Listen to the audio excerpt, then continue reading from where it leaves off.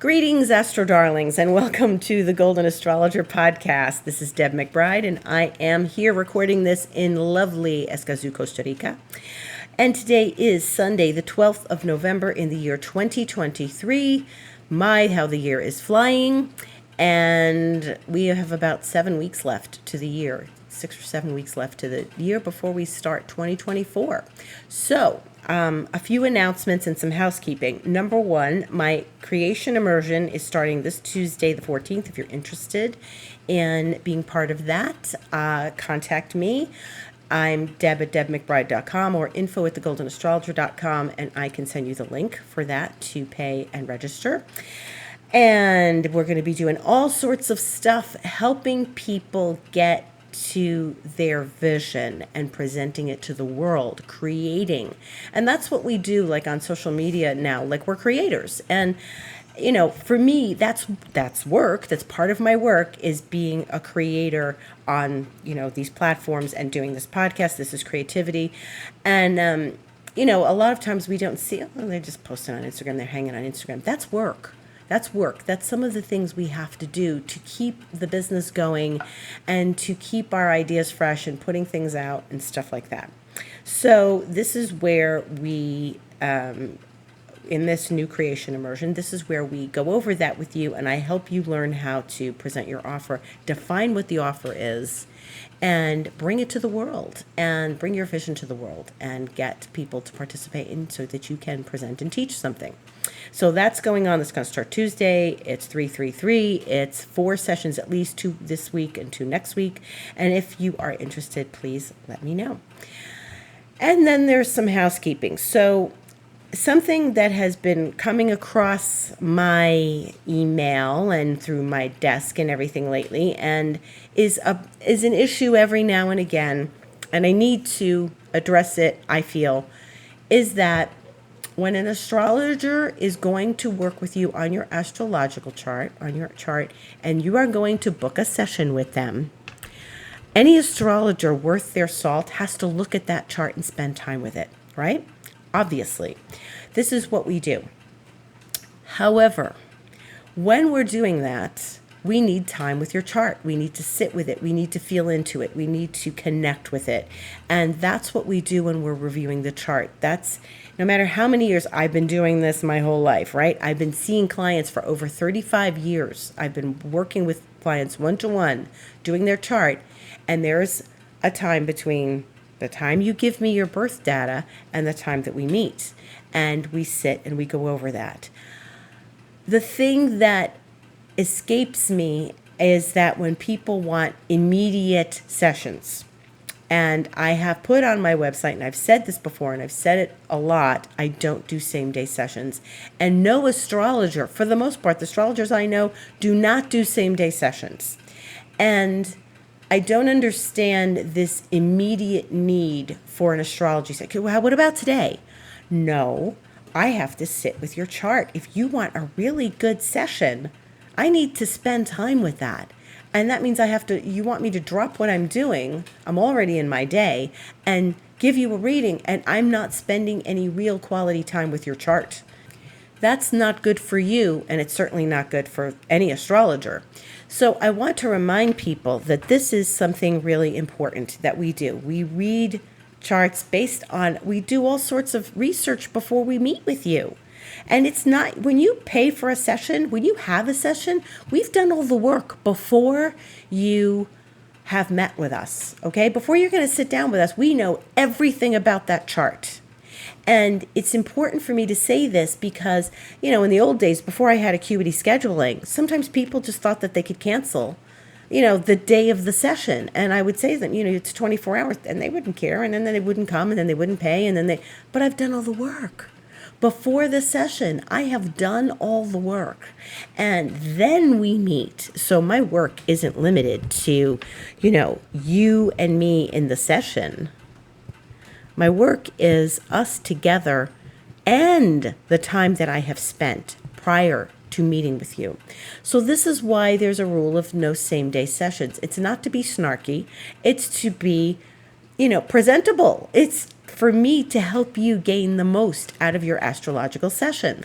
So I would think everyone wants that. So if you're going to schedule a session with me or any other astrologer, do not ask them for a same-day session. They're not oral surgeons. They're not a cardiologist. Nothing is that urgent. They have to do it today. And back again in the old days, when people just called me for a session and they wanted something today, half the time they were in a state of panic about something. And then if you said, oh, okay, I'll do it today, and you sit there and then they call you and say, no, I don't need the session. They cancel. And anybody, and that, I worked in a recording studio back in my 20s and the same thing applied. I need a session right now. Well, okay, let me find you an engineer. and then they'd cancel. So no. We don't like to do that because we want to give you the best possible experience of your astrological chart, and that involves our time studying it. So I'm sorry to take so much time of the podcast to do this, but I think that it's necessary for people to hear that. And because I've been getting people asking me for that, and it's really important for people to understand that we're not just being difficult, we're protecting our energy, first of all, because it breaks up our day if we have to do it immediately, and it doesn't resonate enough with us, with your chart. We need to do that peacefully before we meet you. So that's my piece on that. So here we are on the verge of a new moon, which means we are in the dark of the moon. And this is the darkest part before the new moon. And then after the new moon is when the light starts to come back and the moon starts to show itself in the sky, sliver by sliver, during the course of the week. We have a new moon tomorrow at 20 degrees of Scorpio, which means we are 2/3 of the way through the sign of Scorpio. And that new moon occurs at 4:27 a.m. Eastern Time. Half an hour later, the moon in Scorpio opposes Uranus in Taurus. And then the moon conjuncts Mars a couple hours later in Scorpio. So remember what we had yesterday. We had the moon and the sun getting close to one another, but in the dark of the moon. But at the same time, Mars and Uranus were in opposition. And that is a very heated, volatile aspect. Now, it could be an aspect of unexpected goodies, but you have to be in a place for that, and your perspective has to be, oh, this could be really, great potential. And what happens is, that's a heated aspect, and we have to be aware of it in our dealings. And as if you listened to me the other day, and you can still hear my voice is a little off.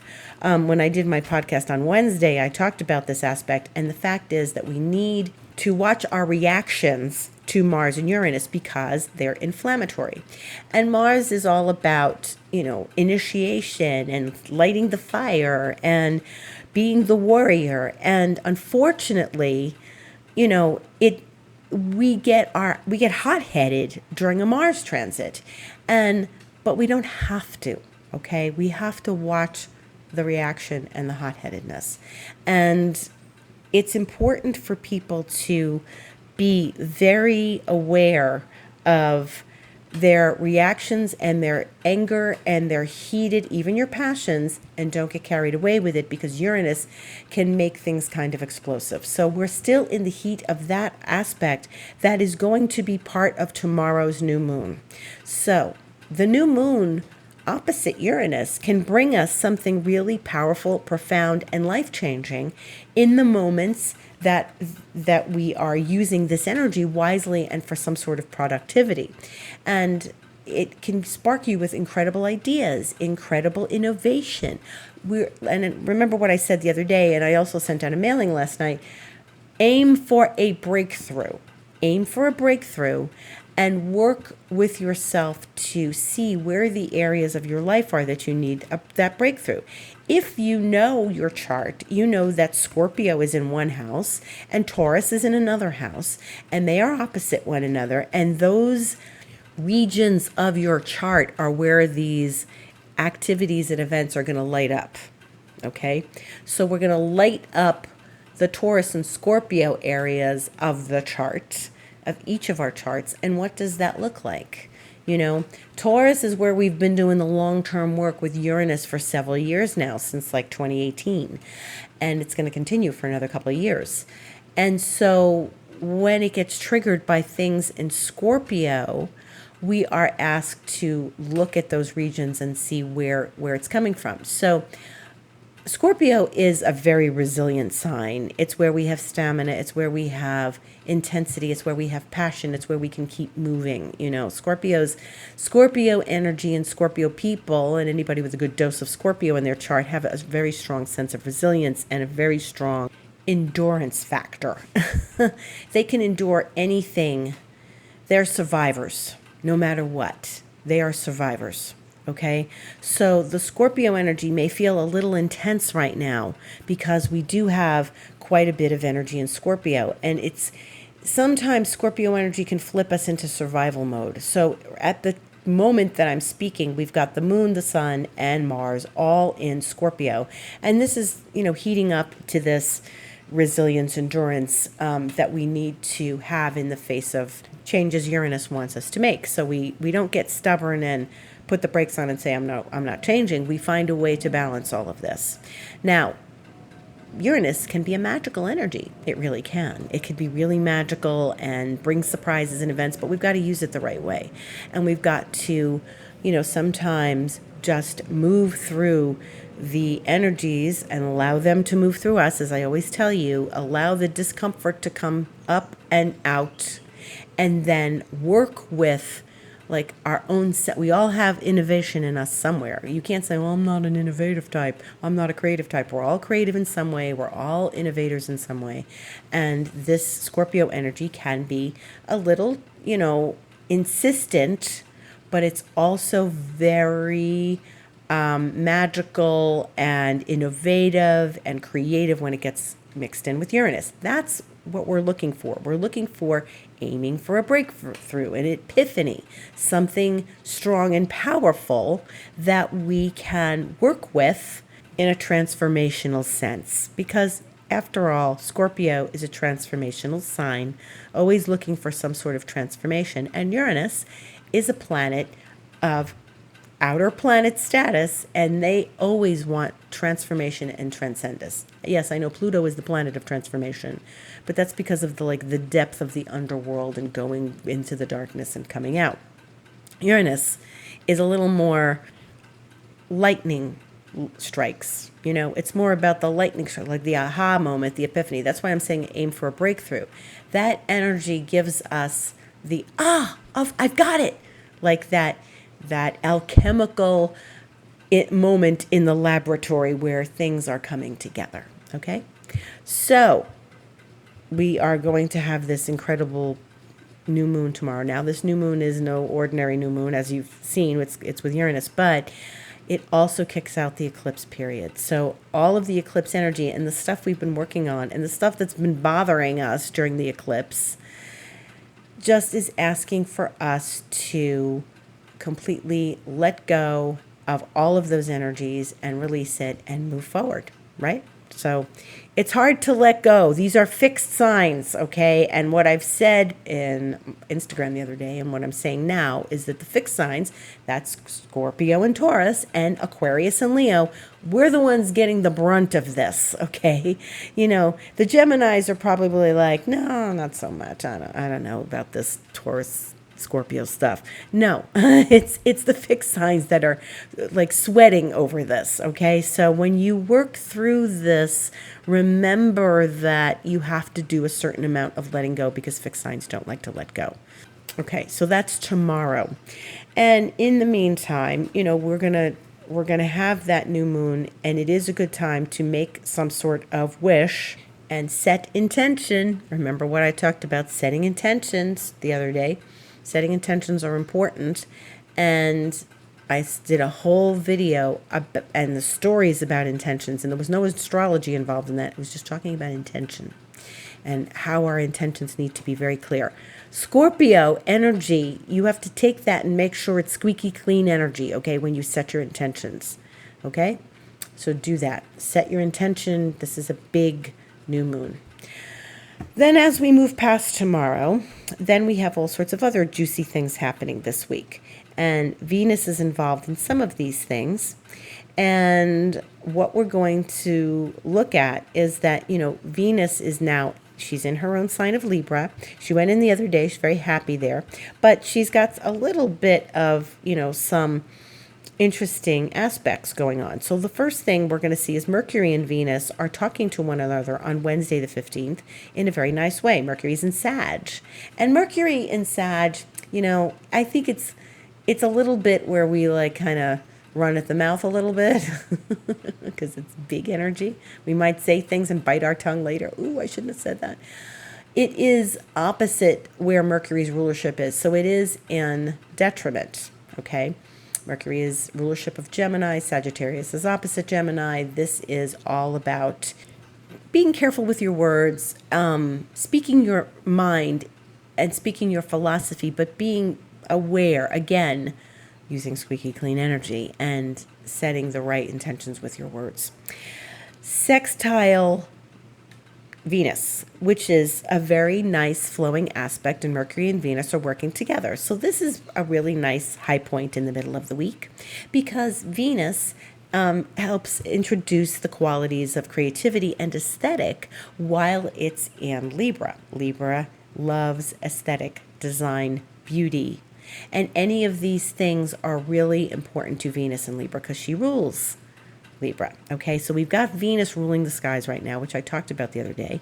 And Venus and Mercury are working together very nicely. Now, an interesting thing then happens. They make a sextile to one another, and then they make what is known as an inconjunct. Now, you have heard me talk about the inconjunct. And the inconjunct is a needling aspect, okay? Venus and Mercury are talking to Jupiter. Both planets, Venus and Mercury, are going to make the inconjunct to Jupiter on Wednesday. First Mercury, then Venus. Venus is going to be kind of late and early Thursday morning. But they are making what is called a yod, and I've spoken about the yod before. This is very interesting because basically these are not offensive planets. What do you mean, Deb? What planets are offensive? I thought we like all of them. Well, they have their dark and their light. But this is Mercury, Venus, and Jupiter. So this is actually a very positive yod. A yod is also known as a finger of God. It makes a Y shape in the astrological chart. If I draw my lines, if I draw lines from Venus to Mercury to Jupiter, we're getting a Y shaped. And Jupiter is the apex of the yod. Now, what's interesting is Venus and Mercury are, like I said, in this very nice dynamic, and they bring in the planet of abundance and expansion.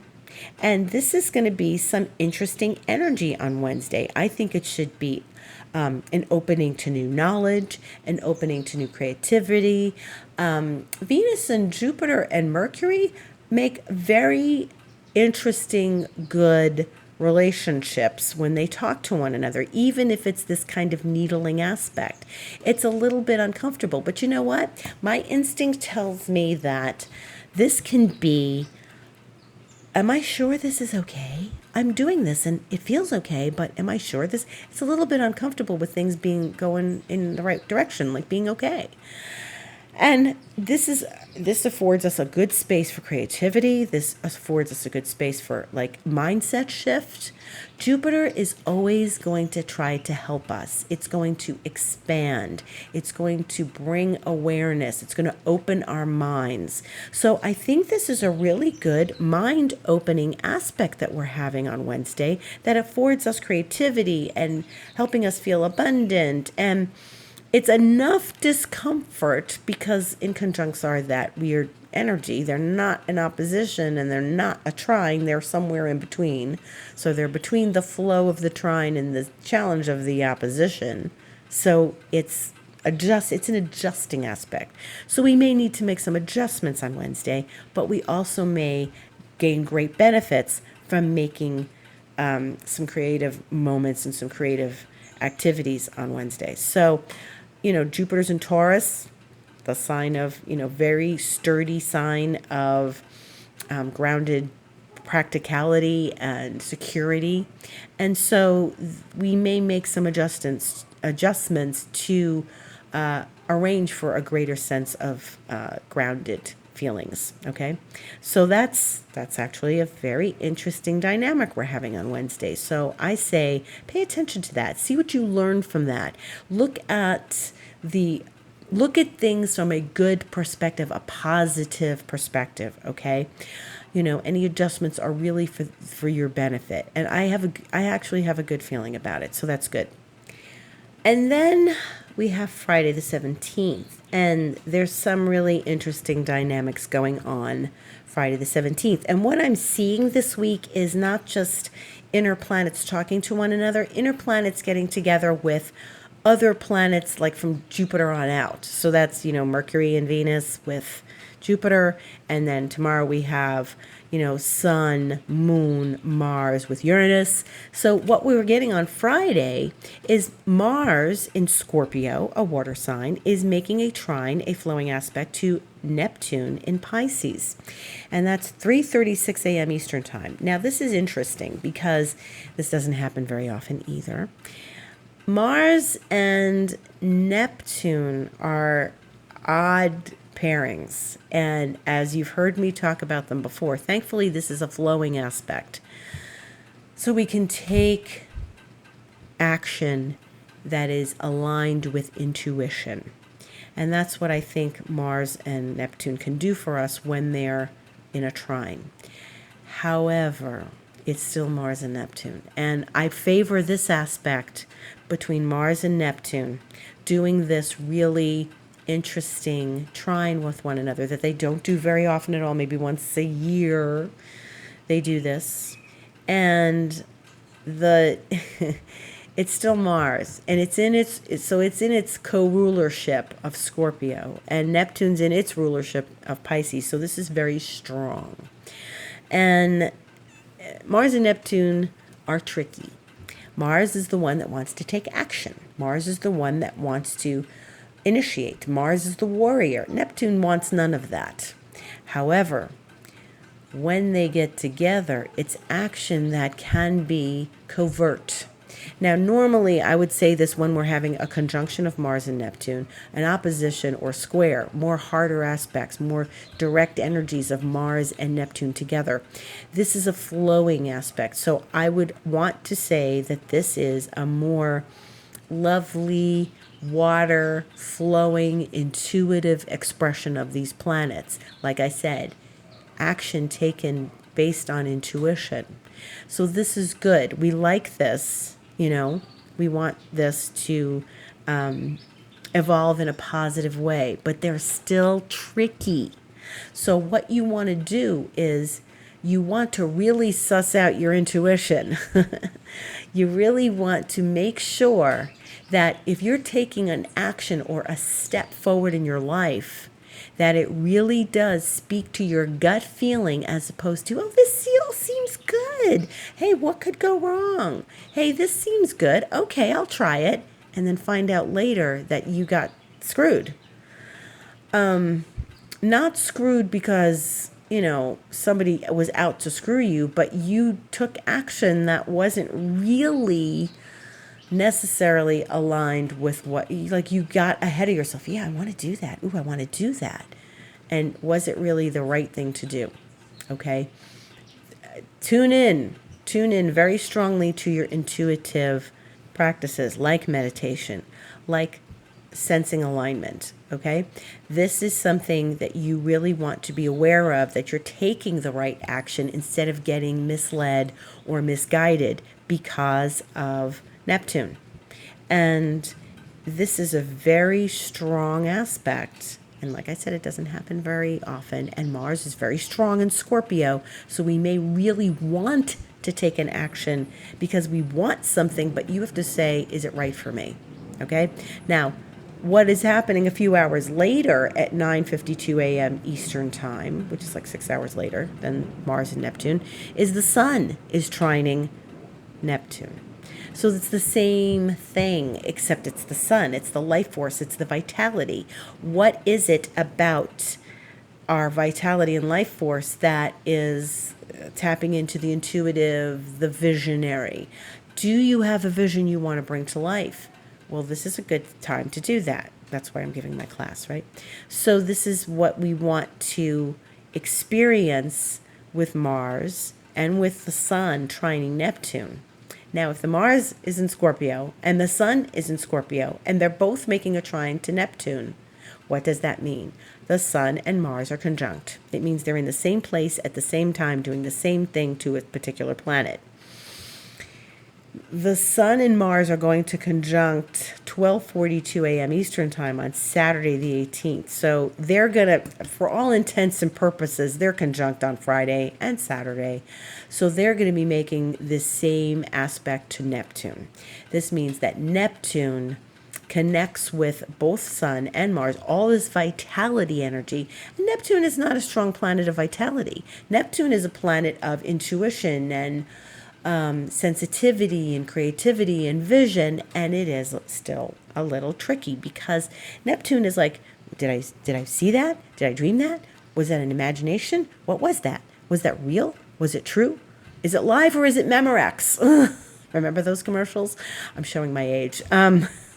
But this can be magical too. Neptune can be very magical. It's like creating something and manifesting it out of thin air. If you set your intention with squeaky clean energy on Friday, then you can get something really magical happening in your life without a lot of effort because it's a flowing aspect of a trine, right?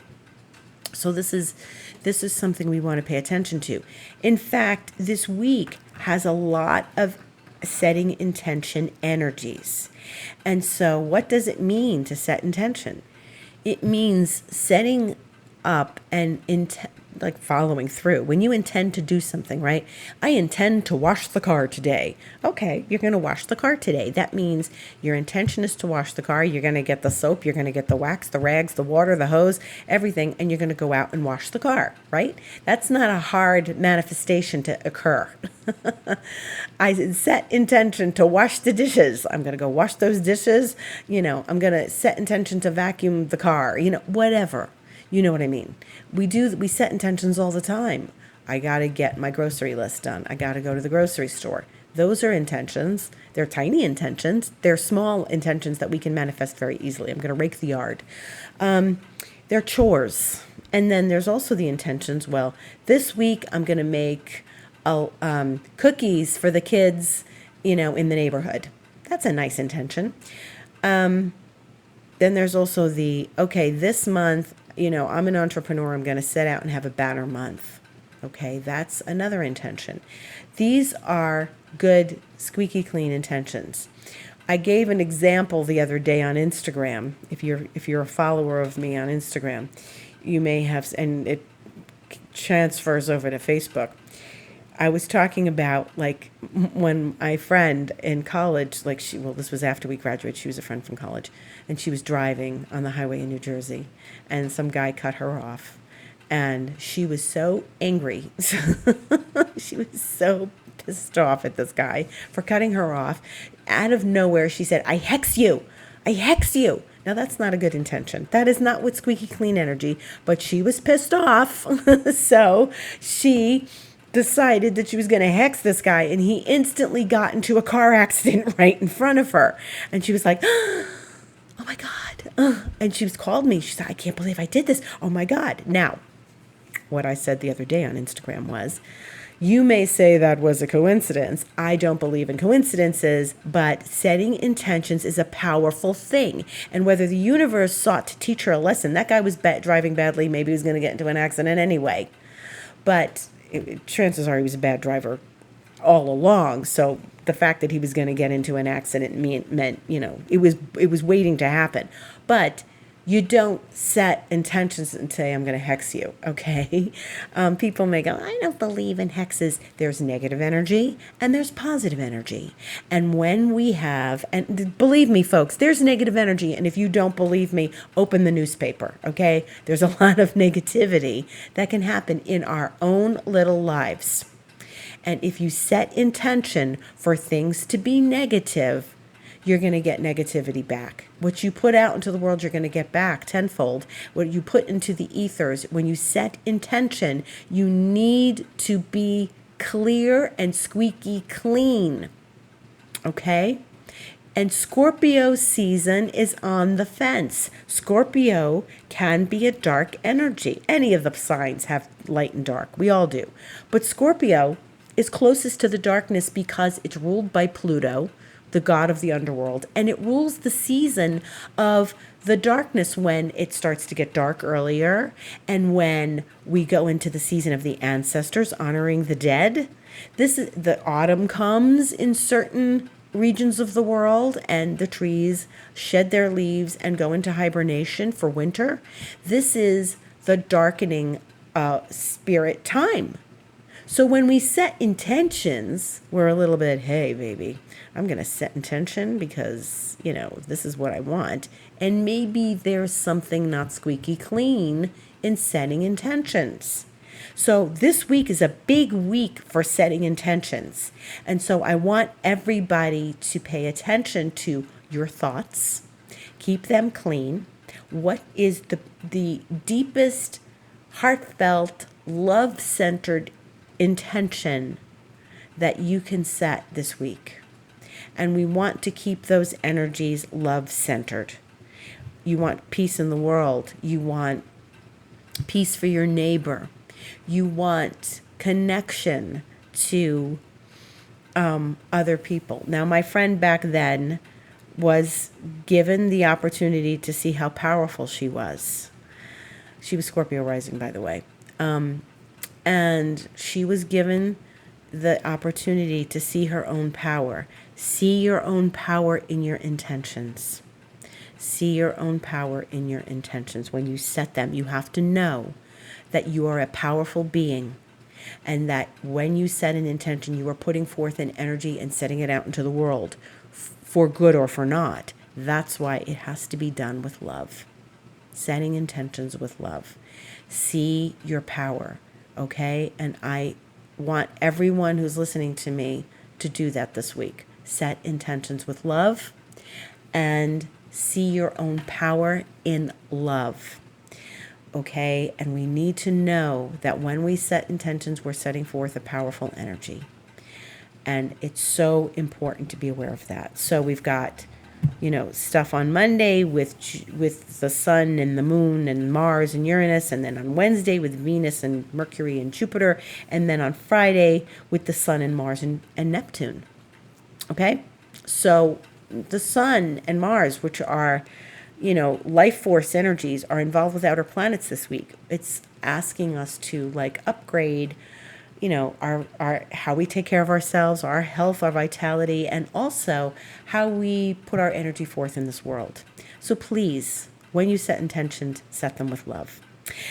I'm Deb McBride. This is the Golden Astrologer Podcast. If you'd like a session with me, this is very easy to set up. You just go to thegoldenastrologer.com, click book online, and you can set up a session with me. 24 hours in advance of when you want the session is when you book the session. So if you're booking the session and you look at my calendar and you see tomorrow at 2 p.m. is available, book it now. Don't wait till tomorrow because my scheduler works 24 hours in advance. Okay? So if you'd like to join my expansion mentoring, I'm doing expansion mentoring 3 months, 6 months, 12 months. And this is working with me long term to realize your goals, to work with me in various modalities and techniques so that I can help you realize your goals, help you shift your life, shift your mindset, fall in love with your life. That's what we do in mentoring. And we help someone go stronger into their life. Everybody's had mentors in their lives. When we were growing up in school, we had mentors. We had people that led the way for us. That doesn't mean we have to stop having those people in our lives because we're adults. We're not always meant to do it all on our own. Mentorship has helped me greatly in the last 2.5 years. I've learned so much. There's energetics and there's strategies, and this is all part of mentoring. So if you'd like to join me, again, contact me, email me. And also, I am here every week, except last weekend when I had a bad throat. And I'm here every week, and I am here with this podcast, and I'm on Instagram regularly. a combination of astrology and other energetics that I present. And in the meantime, I thank you for listening. I really hope you all have a beautiful week. Much gratitude to everyone for listening. Thank you, and see you next week.